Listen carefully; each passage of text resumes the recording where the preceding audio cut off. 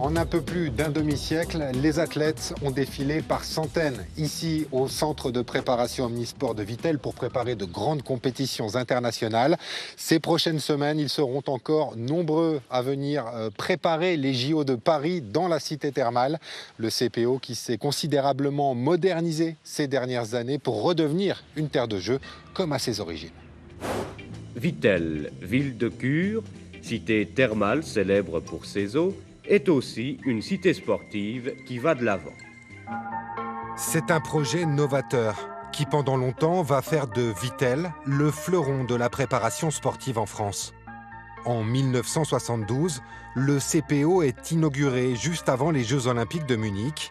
Son objectif, offrir aux athlètes français les meilleures conditions d'entraînement. Nos athlètes s'y entraîneront dans des conditions très satisfaisantes, je dirais même des conditions optimales.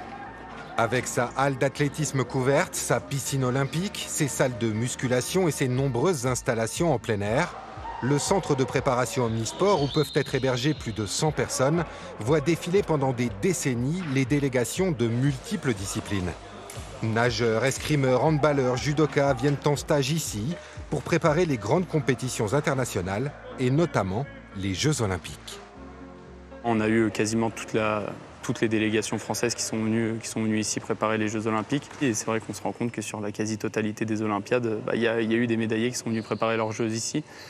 Donc non, ça c'est clair qu'ici on est dans un vrai centre qui a été prévu en tout cas pour les Jeux Olympiques et ça va continuer. Moins incontournable pour les équipes de France dans les années 2010, Vittel va profiter de l'attribution des JO de 2024 à Paris pour se moderniser. 2 millions d'euros vont être investis, notamment dans la création d'espaces dédiés à l'amélioration de la performance, comme une salle hypoxique qui permet de réduire la quantité d'oxygène dans l'air afin d'augmenter l'endurance des athlètes. C'est un vrai plus, c'est quelque chose qu'on retrouve assez peu et qu'on retrouve dans des centres comme Font-Romeu, c'est un des rares centres où on en trouve. Désigné terre de jeu, le CPO a réussi à séduire plusieurs délégations.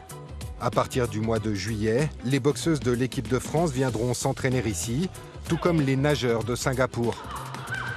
Les sélections américaines et françaises de concours complets seront également en stage à Vittel avant les JO.